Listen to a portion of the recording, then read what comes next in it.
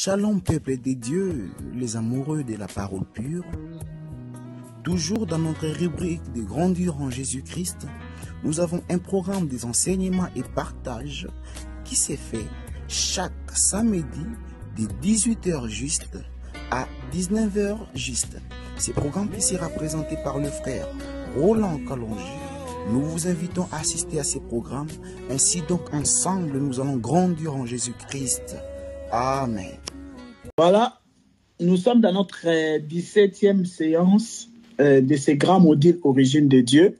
Et comme le samedi dernier, c'est-à-dire lors de la 16e séance, on avait déjà commencé avec le sous-thème, la seconde lecture dans la synagogue. Parce que là, nous sommes dans une série d'enseignements où nous sommes en train de parler sur la vie de Jésus. On a parlé de lui lors de sa naissance, à 12 ans, le silence qu'il y avait entre 12 ans et l'âge de 30 ans. Et là, maintenant, nous sommes dans Jésus âgé de 30 ans. Et le samedi dernier, on avait abordé le sous-thème sur la seconde lecture dans la synagogue. Pourquoi? Parce qu'on montre que Jésus âgé de 30 ans, après son baptême, il va partir dans le désert pendant 40 jours. Et après le désert, maintenant, il va retourner à Nazareth où il a été élevé. Donc, notre texte de base, nous sommes dans Luc chapitre 4. Donc, c'est Luc chapitre 4, le verset 14 jusqu'à 22. Donc, c'est ça notre texte de base que nous sommes en train d'exploiter. Luc chapitre 4, pour ceux qui notent, c'est Luc chapitre 4, à partir du verset 14 à 22. C'est là où on a fait sortir, c'est là où on a puisé le thème, le sous-thème, la seconde lecture dans la synagogue. Et on avait dit pourquoi on a intitulé cela la seconde lecture. C'est parce qu'il y avait d'abord eu une première lecture. La première lecture, c'est que Jésus, lorsqu'il est entré dans la synagogue, il a lu, noir sur blanc, la prophétie d'Ésaïe. Et ensuite, quand on lit vers le verset maintenant, vers le verset maintenant 20 de Luc chapitre 4, il dit que cette parole de la prophétie que vous venez d'entendre, c'est accompli aujourd'hui. Donc on avait dit que chose que les prophètes ne faisaient pas auparavant. Le prophète, auparavant, lorsqu'il lisait les prophéties, les écrits des autres prophètes, jamais il disait qu'aujourd'hui, cette parole de l'écriture s'est accomplie. C'est seulement Jésus qui l'a dit. Jésus l'a fait la première lecture. Et ensuite, il a dit, aujourd'hui, cette parole de la prophétie vient de s'accomplir. Donc, c'est ça qu'on avait dit la seconde lecture. La seconde lecture, c'est quoi? C'est après avoir lu noir sur blanc, et maintenant, tu interprètes que son accomplissement, c'est en Jésus. Oui, on affirme ici que les écrits des prophètes, donc, ça concernait Jésus. Parce que je ne suis venu abolir. Jésus dit ceci, Matthieu chapitre 5, verset 17. Il dit, je ne suis pas venu pour abolir la loi ni les prophètes, mais je suis venu l'accomplir. Donc, Jésus était vraiment l'accomplissement de la loi et les prophètes. Donc, très important. Et nous sommes en train de continuer toujours aujourd'hui, dans cette 17e séance, nous sommes en train de continuer toujours sur le sous-thème, la seconde lecture dans la synagogue. Parce que c'est un thème qu'on avait commencé, mais on n'avait pas encore fini cela. Donc, on a dit ceci, que Jésus a fait cette seconde lecture-là à Nazareth, et c'était le jour du sabbat. On a expliqué que le jour du sabbat, c'est le 7e jour. Le jour du sabbat, parce que là-bas, chez les Juifs, en Israël, là-bas, le premier jour de la semaine, c'est dimanche. Voilà, le premier jour de la semaine, c'est dimanche. Nous, ici, d'après les calendriers romains, d'après les calendriers des nations, notre premier jour de la semaine, c'est lundi. Mais chez les Juifs, c'est le dimanche, le premier jour. Donc, ce qui fait que lorsqu'on compte des dimanches, lorsqu'on compte 7 jours, le 7e jour tombe le samedi. Voilà. Aujourd'hui, on est samedi, le 25 novembre. Donc, c'est le jour du sabbat là-bas. Donc, c'est le 7e jour. Et donc, Jésus l'a jugé bon de faire cette seconde lecture-là, que marquer le jour du sabbat. On avait dit, d'ailleurs, c'était déjà une coutume. C'était déjà une coutume que les sacrificateurs, tout ça, ils faisaient cette lecture-là. Actes des apôtres, on avait donné l'écriture des Actes des apôtres, chapitre 15, le verset 21, où on dit que Moïse a des gens dans les villes.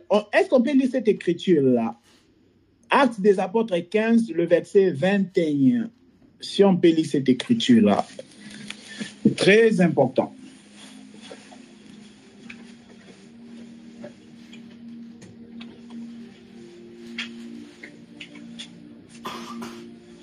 C'est lui qui trouve, il peut lire. Hein? Donc, sentez-vous à l'aise.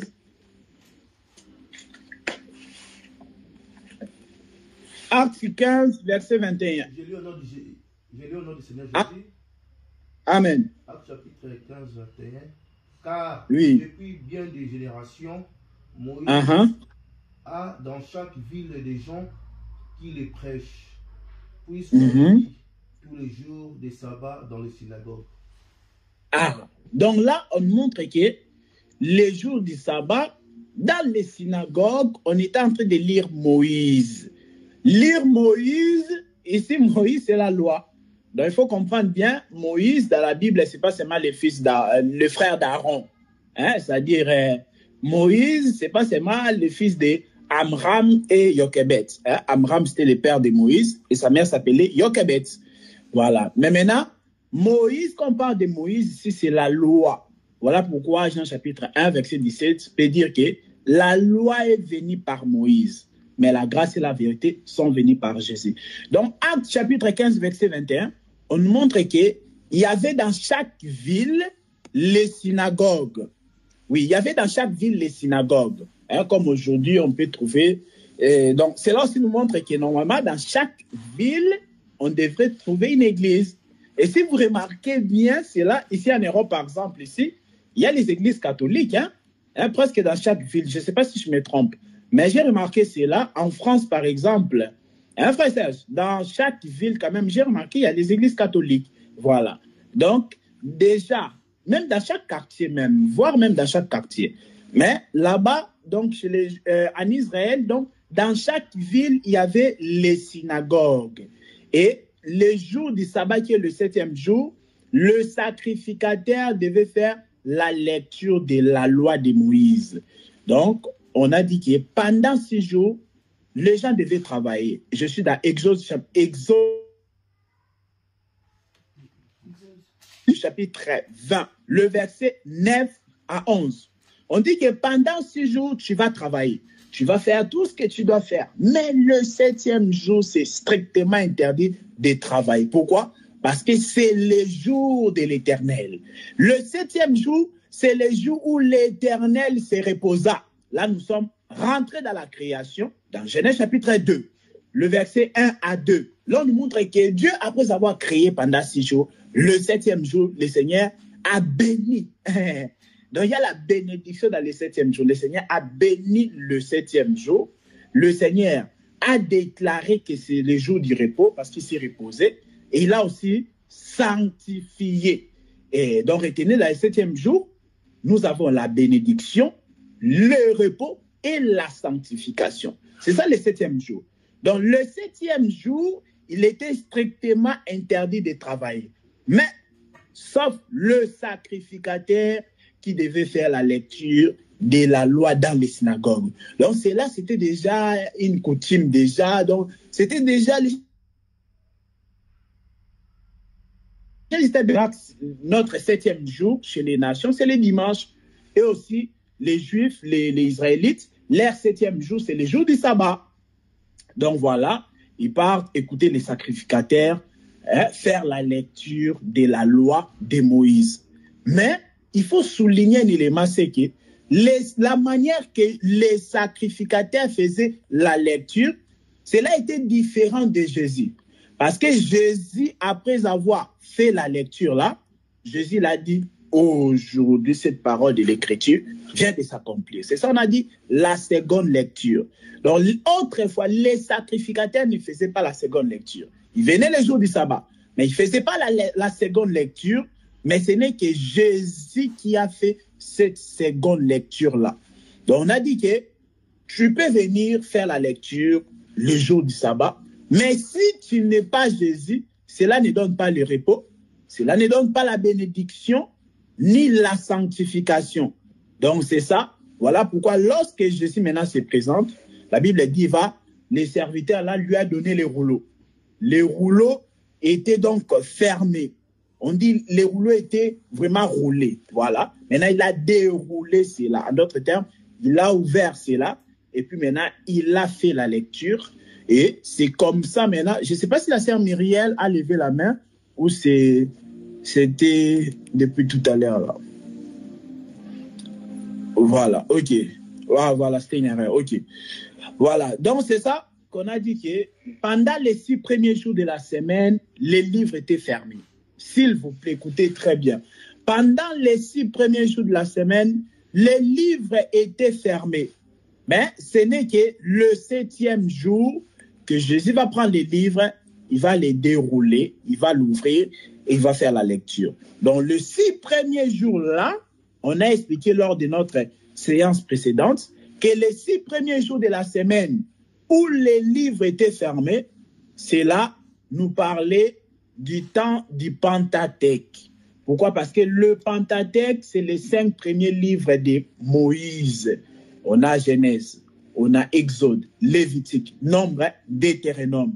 C'est d'ailleurs le Pentateuque qui engendre aussi les prophètes et les psaumes. Parce que les prophètes qui ont écrit, par exemple, les Jérémie, les Jonas, les psaumes, tout ça. Donc, les Juifs avaient déjà le Pentateuque et en plus, ils avaient aussi leur tradition. On avait lu ça, mais on ne va plus les lire. On ne va pas les lire aujourd'hui pour gagner du temps. Matthieu chapitre 15, notez cela. Matthieu chapitre 15, versets 6 à 9. On montre que les Juifs, à part le Pentateuque qui était autrefois la parole de Dieu, ils avaient aussi leur tradition qui n'était pas la parole de Dieu. Donc le Pentateuque 5 plus la tradition, leur tradition juive là, ça faisait 6. C'est ça qu'on a expliqué. C'était ça les 6 premiers jours de la semaine où il y avait l'absence du repos, où il y avait l'absence de la bénédiction et l'absence de la sanctification. Parce qu'on a expliqué par rapport à Genèse chapitre 2, le verset 1 à 2, que lorsque Dieu a fini la création, Dieu maintenant, il s'est retrouvé maintenant, on était déjà le 7e jour. Dieu là, il s'est reposé. Ah, le 7e jour, il y a le repos. On a dit quoi? Dieu, il a béni le 7e jour. Il y a la bénédiction.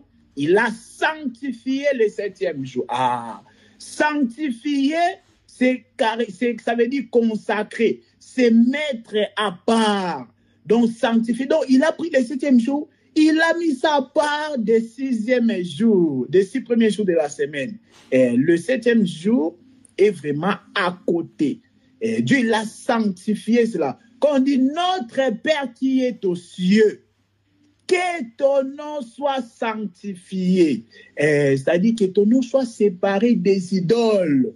Jésus dit, lorsque vous priez, dites notre Père qui est aux cieux, que ton nom soit sanctifié. Voilà. Sanctifié, c'est vraiment cette démarcation-là.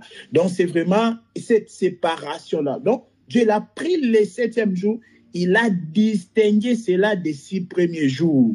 Pourquoi? Parce que c'est dans le 7e jour, il y a le repos. Dans le 7e jour, il y a la bénédiction. Dans le 7e jour, il y a la sanctification. Donc, n'importe quel sacrificateur pouvait aussi faire la lecture le jour du sabbat.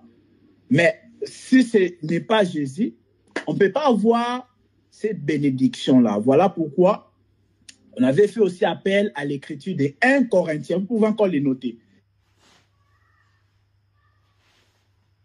1 Corinthiens chapitre 1, le verset 29 à 31. On dit que c'est Christ, Jésus-Christ, c'est lui qui est notre justice. C'est Jésus-Christ qui est notre sagesse. C'est Jésus-Christ qui est notre sanctification. C'est Jésus-Christ qui est notre rédemption. Donc, hormis Jésus, en dehors de Jésus, il n'y a pas la sagesse. Il n'y a pas la sagesse d'en haut. En dehors de Jésus, il n'y a pas la vraie justice. En dehors de Jésus, il n'y a pas la sanctification ni la rédemption. Voilà pourquoi cette lecture-là devait seulement se faire par Jésus. On a montré vraiment les avantages du 7e jour, que voilà, c'est là où il y a donc la bénédiction, là où il y a donc le repos, c'est là où il y a la liberté, très important. Voilà, donc vous avez compris que Jésus, il a ramené le repos, parce que le repos ou la sanctification ou encore la rédemption est venue par Jésus. Il a ramené cela en donnant une seconde lecture. Mais il a commencé ça où? Pas chez les nations, non. Jésus n'a pas fait d'abord en Israël, où il a été élevé. C'est ça. Parce que Nazareth, dans Luc chapitre 4, on a expliqué que c'est l'endroit où Jésus a été élevé. Donc, c'est ça l'écriture de Jean chapitre 1. Il est venu chez les siens, mais les siens l'ont rejeté. Donc, Jésus, vraiment, il est venu chez les siens pour donner cette seconde lecture-là. Il était venu pour leur apporter la rédemption. Mais ils n'ont pas accepté cela. Voilà pourquoi maintenant, il a donné ça. Il est parti donner cette seconde lecture-là à une autre nation. Je le répète autrement. 1 Timothée chapitre 5, le verset 8. Vous pouvez le noter. 1 Timothée chapitre 5, verset 8. On dit que celui qui ne prend pas soin des siens a renié la foi et il est pire qu'un infidèle. 1 Timothée chapitre 5, verset 8. On dit que celui qui ne prend pas soin des siens, il a renié la foi. C'est-à-dire, il a renié Dieu. Et puis, on dit quoi? Il est pire qu'un infidèle. D'autres versions disent qu'il est pire qu'un païen. Qui là? C'est lui qui ne prend pas soin des siens. C'est-à-dire quoi? C'est-à-dire, un homme, il prend pas soin des siens. Un homme, il dépense ses biens en dehors de sa maison. Il donne l'argent à ses amis. Il donne l'argent à d'autres femmes. Mais dans sa maison, il ne fait rien. Ah, là, il ne prend pas soin des siens. Il y a un problème. C'est-à-dire qu'il sait prendre soin des autres, mais arrivé chez lui, il ne sait pas exercer ses devoirs. Étant qu'homme, même étant que femme, vous allez voir, ben, par exemple, une femme, elle est soumise partout, elle est soumise à l'église, elle est soumise au travail, mais dans sa maison, elle n'est pas soumise.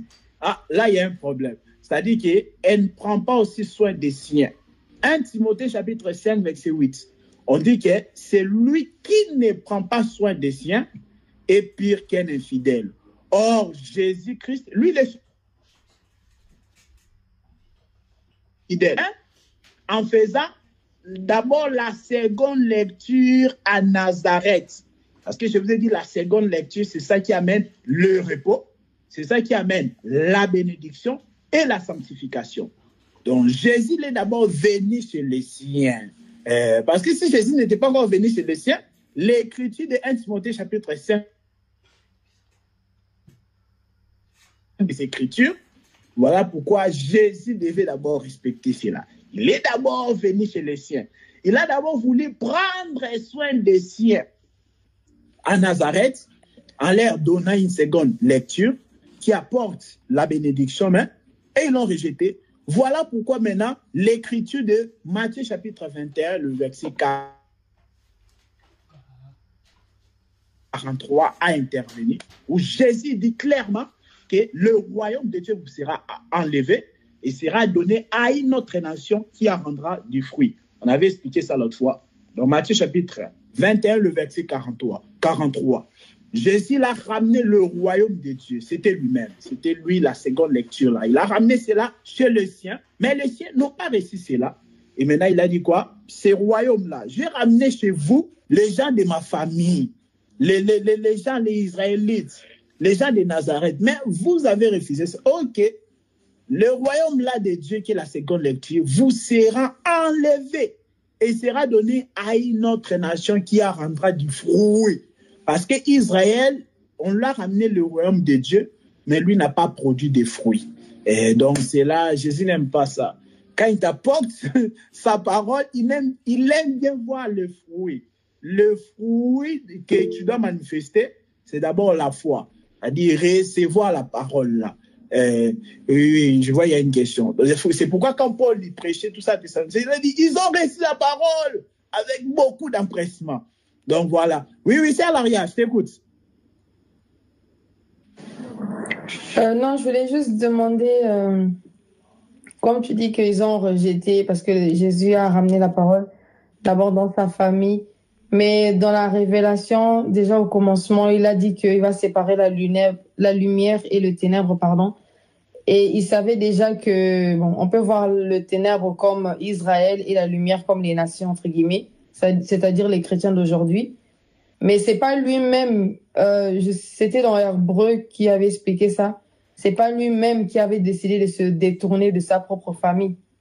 C'est lui-même qui a décidé de mettre le dos chez les Juifs, quoi. Lui-même, il a dit que bon, vous là, je vais vous laisser.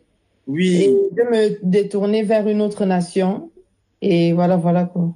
Ah, très bonne question. Oui, cette question-là a deux réponses à la fois. Parce que dans la portée spirituelle, oui, tu vois, Dieu, il est l'excellent prophète, donc il avait déjà tout planifié. Il savait d'avance que ce peuple-là, laisse tomber. Ils m'honorent des lèvres, mais leur cœur est vraiment endurci. Ils ont déjà la loi, tout ça. Oui, prophétiquement parlant, dans la portée spirituelle, oui, c'est Dieu qui leur avait empêché de croire. Tu vois, c'est d'abord ça. Mais c'est vrai que maintenant, dans la manifestation aussi, du coup, on a vu quand même. Parce que c'est vrai, tu vas voir, des fois, Jésus faisait l'effort de leur prêcher, mais Jésus savait qu'il n'allait pas croire. Donc, dans la pratique comme ça aussi, on a vraiment vu qu'eux-mêmes, ils ont vraiment refusé. Quand Jésus dit une parole, dit, donc tu veux dire quoi? Que toi, tu es plus fort que notre père Abraham. Qu'est-ce que tu veux nous dire? Ah, tu es plus puissant que Moïse. Donc, ils avaient toujours les arguments. Ils étaient là pour les contester. Donc, voilà. Dans cette question-là, à deux réponses. Je pense que tu as compris. Aussi, dans la pratique comme ça, eux, ils ont refusé. Eux aussi, ils ont refusé la parole. Donc, là, je suis dans Jean chapitre 1. Jean chapitre 1, tu descends. Le verset 12, tu descends. Il est venu chez les siens ne l'ont pas reçu. Non, ouais, déjà, Jean chapitre 1. Tu prends ça. Là, on voit que les siens ne l'ont point reçu. Tu vois, non? Mais à tous ceux qui l'ont reçu. Donc, Jean chapitre 1, verset 12. Cette parole-là qui était la lumière est venue chez les siens. Les siens ne l'ont point reçu. Mais à tous ceux qui l'ont reçu, à ceux qui croient en son nom, elle leur a donné le pouvoir. Elle, là, c'est-à-dire la parole, la lumière qui est Christ.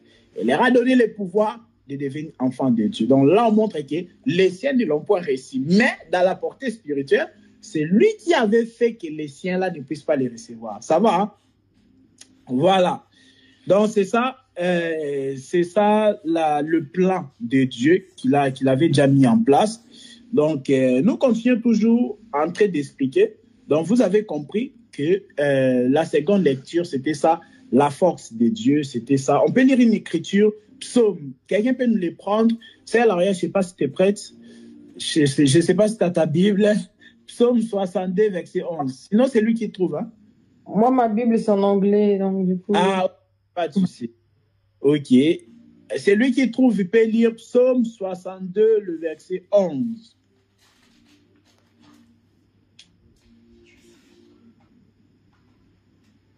Psaume 62, verset... Oui. Ne vous confiez pas de la violence et ne mettez pas en vain espoir dans la rapine. Quand les richesses s'accroissent, n'y attachez pas votre... C'est dans quel verset là? Dans quel verset? Le 11. Et psaume combien? 62. Oui, des fois ça dépend des versets, d'autres c'est décalé. Le verset 10, il dit quoi chez toi? Oui, vanité, les fils de l'homme. Mensonge, les fils de l'homme. Dans une balance, ils monteraient tous ensemble, plus légers qu'un souffle. Ah, non, normalement, c'est pas ça. Bon, peut-être c'est verset 12 alors chez toi. C'est Psaume 62, verset 11. On dit que Dieu, il a parlé une fois et la deuxième fois, j'ai entendu et c'est ça la force de Dieu. Normalement, c'est cette écriture. Dieu a parlé une fois, deux fois, j'ai entendu ceci. C'est que la force est Oui. de Dieu. Ah, c'est verset combien? 12. Ah, ok. Donc, moi, c'est 11 ici. Ok, d'accord. On dit quoi? Dieu a parlé une fois et... 2 fois j'ai entendu ceci. C'est que la force est à Dieu. Ok. Donc, pour comprendre Dieu, il faut l'entendre 2 fois l'élection. On dit que Dieu a parlé, et j'ai entendu pour la 2e fois, j'ai entendu quoi? La force est à Dieu. Donc, quand Dieu s'exprime pour la 2e fois, cela montre sa force. Donc, la force de Dieu, c'est lorsqu'il parle pour une 2e fois. Voilà pourquoi la 2e lecture dans la synagogue, là-bas à Nazareth, Dieu voulait faire entendre sa force. Mais malheureusement, ils n'ont pas accepté cela. Lorsque vous lisez le verset 22 maintenant, ils ont commencé à bouder, dire, ah non mais tu nous dis que la prophétie d'Ésaïe, cela s'accomplit en toi, Jésus. Alors que toi, tu as grandi à Nazareth. Nazareth, c'était un milieu reculé, comme on avait dit. Donc, comment ça se fait que toi, tu as grandi dans un milieu reculé? Parce que Nazareth, c'était un milieu reculé. Et maintenant, Jésus, lui, il a grandi à Nazareth. Un milieu reculé, c'était comme un banlieue. Mais maintenant, il dit que cette parole des prophètes... Donc, Ésaïe, les grands prophètes, un grand prophète comme Ésaïe, là, il a prophétisé ces choses. Mais maintenant, toi, un homme qui a grandi à Nazareth, tu viens nous dire que cette prophétie-là s'accomplit maintenant en toi. Ah, ils ont dit, n'est-ce pas toi, le fils de Joseph? Donc, ils n'ont pas cru. Alors que cette 2e lecture-là, c'était ça la force de Dieu par rapport à Psaume 62, le verset 12. C'était ça la force de Dieu. Donc, comme je vous ai dit, avant de donner ça à une autre nation étrangère, il a d'abord révélé ça aux gens de sa famille. Donc, il a d'abord voulu prendre soin des siens. Mais les siens n'ont pas réussi cette aide-là. C'est comme un homme, voilà, il fait tout pour que sa famille soit bien, mais si sa famille s'en fiche, tout ça, bah, là, il ne peut rien. Alors, il va distribuer ces biens-là à d'autres personnes. C'est la même chose que Jésus l'a fait. Il a voulu prendre soin des siens, mais les siens ne l'ont point réussi. Par rapport à Jean chapitre 1, le verset 12 à 13. Donc, il a voulu montrer sa force, mais eux, ils l'ont dénigré. Ils ont dit, non, toi, le fils de charpentier, là, le fils de Joseph, là, tu as grandi à Nazareth. Ésaïe, comme l'était là, un si grand prophète, il a prophétisé ces choses. Et toi, tu veux dire que son accomplissement, maintenant, c'est en toi. Donc, ils n'ont pas refusé cela. Donc, pour vous faire comprendre qu'aujourd'hui, maintenant, cette 2e lecture-là, nous avons bénéficié de cela. Pourquoi? Parce que Matthieu chapitre 21, le verset 43, il dit que le royaume de Dieu, c'est-à-dire la 2e lecture, la force de Dieu, le royaume de Dieu vous sera enlevé, il s'adresse aux Israélites, et sera donné à une nation qui emportera des fruits. Dans l'Église, nous sommes sortis de partout, nous sommes sortis de l'Afrique, de l'Europe, de l'Amérique, de l'Océanie, de l'Asie. Donc, nous constituons maintenant une nation, la nation de Dieu. C'est ça, l'Église. Nous avons reçu le royaume de Dieu. Nous avons reçu le royaume de Dieu. Nous avons reçu la 2e lecture qui est donc sa force. Donc, c'est important aussi. L'Église, tout ça. Il faut aussi vérifier aussi s'il y a cette 2e lecture-là. C'est-à-dire qu'on ouvre la Bible les dimanches, pas on commence à te citer les malédictions de la loi. Là. On ouvre comme ça, on commence seulement à la 2e lecture. Donc vraiment, tu te vois vraiment, moi vraiment, je suis le plus méchant du monde. Dans tes livres, les paroles, là. Si tu désobéis, voilà la malédiction qui va te suivre. On t'ouvre Deutéronome 28. On commence à te prononcer les paroles de malédiction. Là. Donc, c'est une église qui manque la 2e lecture. Une église où tu rentres comme ça, on te dit que Dieu punit la faute des parents sur les enfants de 3e, 4e génération. On te dit que comme tes parents avaient fait des pactes avec les diables et tout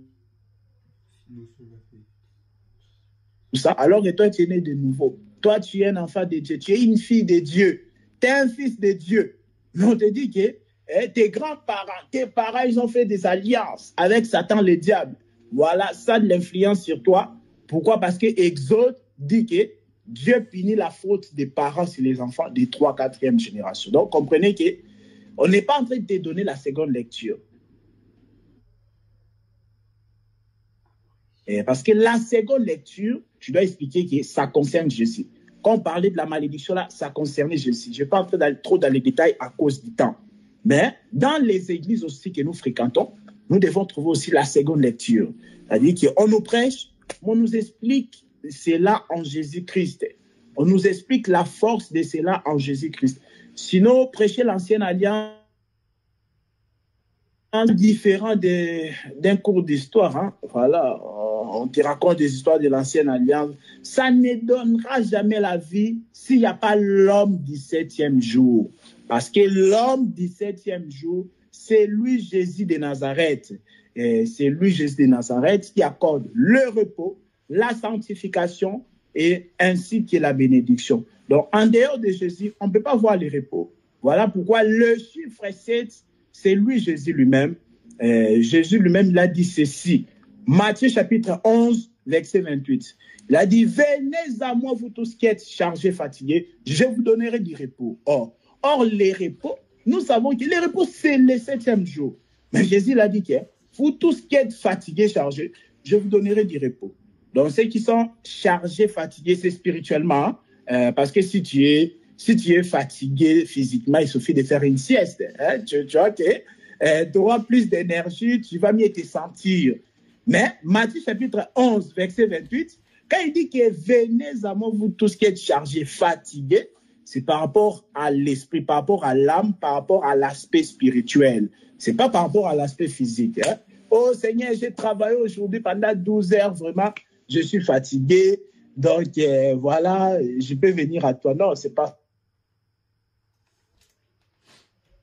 ça. Repos. Or, le repos que Jésus l'accorde là dans Matthieu 11, 28, c'est ça le 7e jour. Donc, c'est très important. Lorsqu'on nous prêche, la prédication doit accentuer sur Jésus. La prédication doit être basée sur Jésus-Christ. C'est ça la force de Dieu. C'est ça on doit baser, la prédication doit être centrée sur Jésus-Christ. Très important. Très important. La prédication doit être centrée sur Jésus-Christ et sur l'œuvre qu'il a fait. C'est très important. Sinon, nous ne sommes pas différents des autres religieux. Nous ne sommes pas différents des musulmans et ainsi de suite. Donc, c'est très important, vous avez compris, que Jésus est venu nous libérer. Lorsque vous prenez aussi Exode chapitre, notez cela, Exode chapitre 21, verset 1 à 3. On a dit que si tu prends quelqu'un en captivité, Exode chapitre 21, on dit que le 7e année, tu dois le libérer. Je lis rapidement. Exode chapitre 21, à partir du premier verset jusqu'à 3. Voici les lois que tu leur présenteras. Si tu achètes un esclave hébreu, il servira 6 années. Mais la 7e, il sortira libre, sans rien payer. Voilà, s'il est entré seul, il sortira seul. S'il avait une femme, sa femme sortira avec lui. Voilà. Donc, on dit que si tu prends un esclave hébreu, donc il t'a servi pendant 6 années. Donc, il t'a servi pendant 6 années. Mais la 7e année, tu dois les libérer. Donc, le chiffre 7, c'est vraiment la libération. Il trouve vraiment son repos. Il dit, oh, enfin, j'ai servi pendant 6 ans. Oh là. Quelle pénibilité. Ça, c'est vraiment, j'étais fatigué. Mais voilà que la 7e année, verset 1 à 3. Dans la 7e année aussi, celui qui était esclave devait être libéré. Pourquoi? Parce que le chiffre 7 nous donne la liberté. Très important. Donc, vous avez compris aujourd'hui que Jésus aussi est venu comme étant l'homme du 7e jour, comme étant celui qui vient le 7e jour, le jour du sabbat, pour nous communiquer la force de Dieu. La force de Dieu, on a dit C'est donc ça la seconde lecture. On peut prendre Colossiens, mais si tu peux me prendre Colossiens chapitre 2, Colossiens chapitre 2, le verset 2 à 3, rapidement. Colossiens chapitre 2. Colossiens chapitre 2. Oui, Colossiens chapitre 2, le verset 2 à 3. Il est dit quoi? Alors, afin qu'ils aient le cœur rempli de consolation, qu'ils soient unis dans la charité et enrichis d'une pleine intelligence pour connaître le mystère de Dieu, savoir Christ, mystère dans lequel sont cachés tous les trésors de la sagesse et de la science. Oui, tu peux répéter s'il te plaît? Mystère. Alors, mystère de Dieu, à savoir oui. Christ, mystère dans lequel sont cachés tous les trésors de la sagesse et de la science. Voilà. On dit qu'elle nous dit, dans ce mystère de Dieu qui est Christ, ils sont cachés tous les trésors. C'est ça, non? Oui, ça. Ils sont cachés. Répète, s'il te plaît. Alors, ils sont cachés tous les trésors de la sagesse et de la science. Oui, tous les trésors de la sagesse et de la science. Donc, vraiment, la science, toutes les richesses de la sagesse, de la science, c'est en Christ. En Christ, le mystère de Dieu. Donc, vous avez compris, c'est Christ-là, il était autrefois caché pendant les 6 premiers jours de la semaine. C'est ça le temps où les rouleaux étaient fermés. Mais le 7e jour, le jour du sabbat, les rouleaux ont été déroulés pour faire connaître qui? Christ, le mystère de Dieu. Le mystère de Dieu. Donc Dieu n'a qu'un seul mystère. Mais ce mystère-là a été caché pendant 6 premiers jours. C'est Myriel, tu es là? Hein? Voilà. C'est Francis Noé qui est. Gloire à Dieu. Oui, je suis là. Voilà. Colossiens chapitre 2. Colossiens chapitre 2, verset 2 à 3. On nous fait comprendre que Dieu n'a qu'un seul mystère. Maintenant, le mystère là de Dieu, c'est Christ. On dit que Christ là dans lequel sont cachés tous les trésors ou toutes les richesses de la sagesse et de la science. Donc, si tu veux chercher les trésors de la sagesse et de la science, c'est caché en Christ. Or, Christ là, c'est le mystère de Dieu. Donc, il était autrefois mystère, il était caché pendant les 6 premiers jours de la semaine. Or, je vais vous expliquer, c'est le Pentateuque plus la tradition des Juifs. Et le Pentateuque qui est le chiffre 5, plus la tradition que les Juifs avaient par rapport à Matthieu chapitre 15, verset 6. C'est ça, pendant tout ce temps-là, le mystère de Dieu était caché. Mais aujourd'hui, maintenant, il a été révélé, aujourd'hui, à qui? À ses bien-aimés. Aujourd'hui, nous avons maintenant la connaissance du mystère de Dieu. Donc, quelqu'un ne peut pas venir te dire, oh, tu ne connais pas le mystère de Dieu, je vais te dire ce que Branham a écrit dans ses brochures, dans ses livres, ou je ne sais pas encore un autre prophète quelconque. Donc, ça, ce sont des distractions. Le mystère de Dieu a déjà été dévoilé. Le mystère de Dieu, c'est Christ, où nous avons la sagesse, où nous avons la vraie justice, où nous avons la vraie sanctification, ainsi que la vraie rédemption. C'est très important. Donc, vous avez compris qu'aujourd'hui, nous, maintenant, nous avons cela. Donc, c'est ça la force de Dieu. Et la force de Dieu, c'est son mystère. C'est le mystère qui était caché autrefois. C'est ça la force de Dieu. Or, la force de Dieu, là, on a dit que c'est la seconde lecture par rapport à Psaume 62, verset 11. Donc, nous, aujourd'hui, l'Église, le royaume a été ôté en Israël, nous a été donné. Donc, on a ce royaume-là, on a la force de Dieu, on a la connaissance du mystère de Dieu, où sont cachés tous les trésors de la sagesse et de la science. Donc, c'est comme ça que nous avons la liberté. Nous aussi, aujourd'hui, nous sommes délivrés. Nous sommes délivrés. Quand Christ vient en toi, la Bible dit qu'il nous délivre des puissances des ténèbres. Colossiens. J'aime toujours répéter cette écriture. Colossiens chapitre 1, le verset 12 à 14. Surtout le verset 13 de Colossiens chapitre 1. On dit quoi? Que lorsqu'il est venu à nous, il nous a délivrés des puissances des ténèbres. Donc, Christ aujourd'hui, en nous délivrant des puissances des ténèbres, il nous a donné la liberté. On est libre, n'est-ce pas? Si on te délivre, n'est-ce pas que tu es libre? voilà, tu es libre. Mais maintenant, c'est là où je voulais aussi exhorter par rapport à la liberté en Christ, parce que beaucoup, des fois, ils ne comprennent pas. Oui, en Jésus-Christ, nous avons la liberté. Mais c'est quoi cette liberté-là? On va prendre Galates. Voilà, Galates. On va bientôt finir là. Galates chapitre 5. Je ne sais pas si vous avez déjà trouvé. Je vais lire rapidement. Parce qu'aujourd'hui aussi, nous avons la liberté. Parce que Jésus, l'homme du 7e jour, nous a visités. Nous avons la liberté. Mais c'est quoi cette liberté-là que nous avons aujourd'hui? Galates chapitre 5. Je prends le verset 1, puis je vais sauter. Notez surtout les versets 13 à 15. Il est dit ceci. C'est pour la liberté que Christ nous a affranchis. C'est pour la liberté que Christ nous a affranchis. Affranchis, c'est-à-dire rendre libre. Affranchis, c'est-à-dire délivrer. C'est ça. C'est pour la liberté que Christ nous a affranchis. Demeurez donc fermes et ne vous laissez pas mettre de nouveau sous les jougs de la servitude. Galates chapitre 5, verset 1. On dit qu'après que Christ t'a délivré, demeure ferme, ne te mets plus de nouveau sous les jougs de la servitude. C'est-à-dire, en Christ aujourd'hui, tu es libre, tu as déjà été délivré, tu sais que tu es conscient. Mais toi-même, tu te mets de nouveau sous les jougs de la servitude. Toi-même, tu commences à imaginer des choses qui te dominent. Alors que tu es déjà, Christ t'a déjà libéré. Mais toi-même, dans ta tête, donc tu commences à te mettre la pression toi-même. C'est-à-dire que les jours que Christ avait enlevés, toi-même, tu viens les remettre dans tes pensées. C'est pourquoi même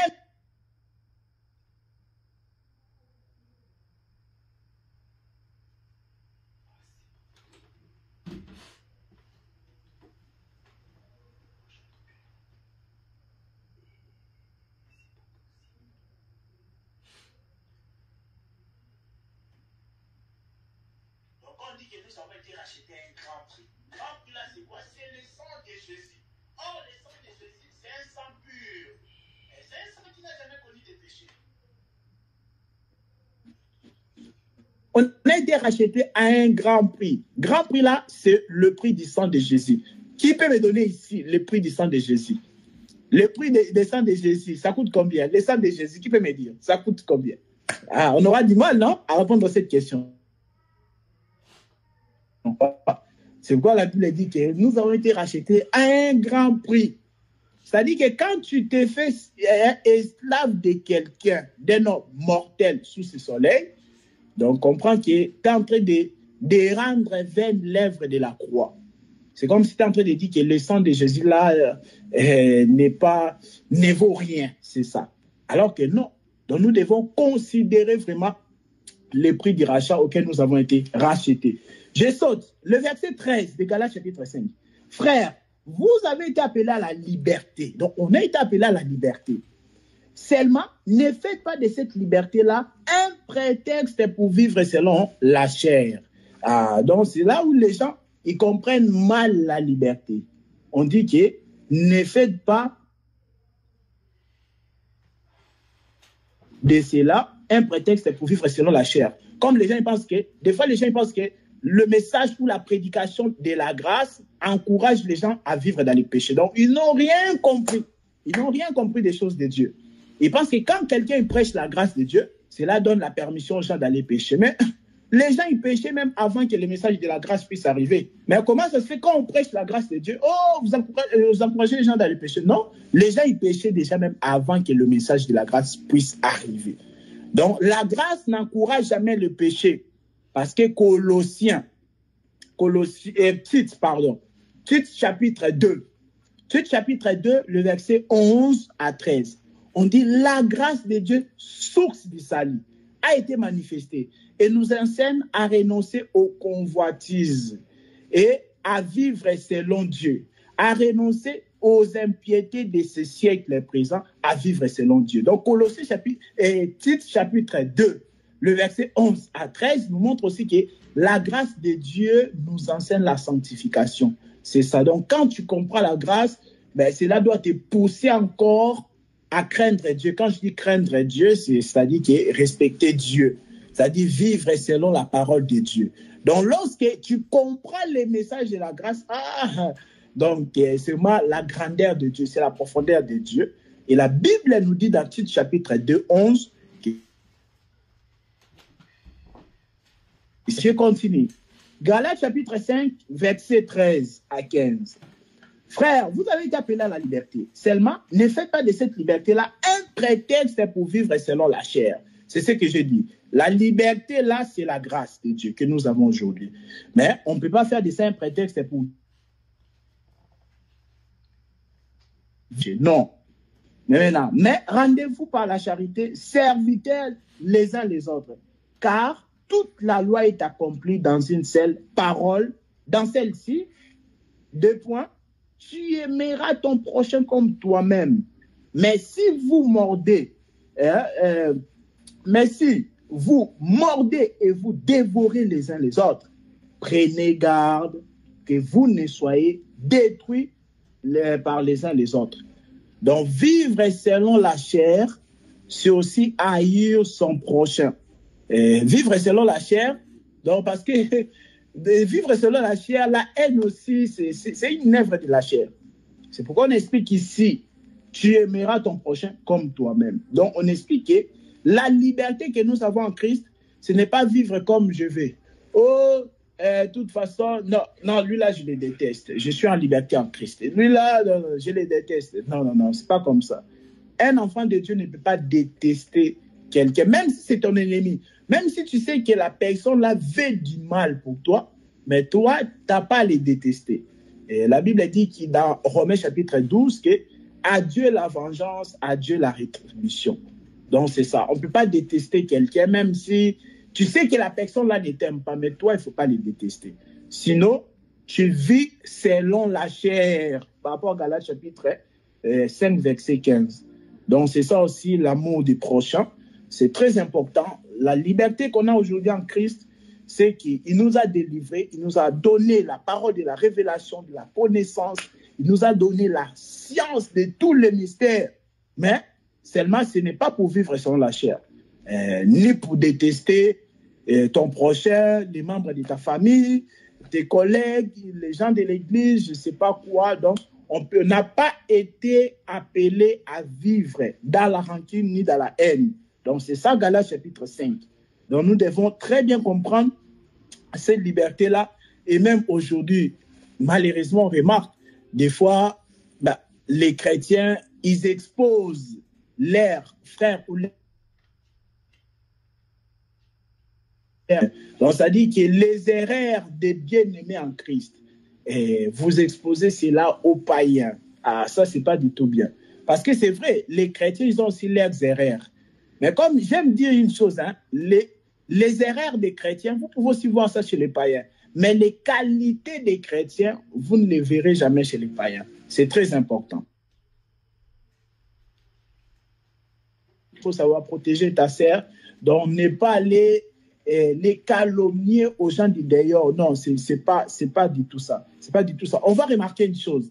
Dans 2 Samuel chapitre 1, à partir du verset 17 jusqu'à 20, lorsque David a appris la mort de Saoul, qu'il était tombé, il a tombé sur la montagne de Gilboa, tout ça, David l'a interdit aux gens d'aller répandre cette nouvelle-là aux étrangers.